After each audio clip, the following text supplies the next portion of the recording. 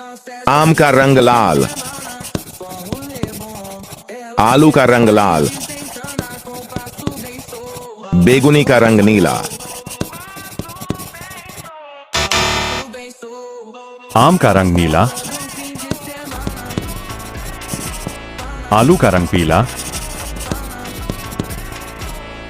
बैंगन का रंग भूरा।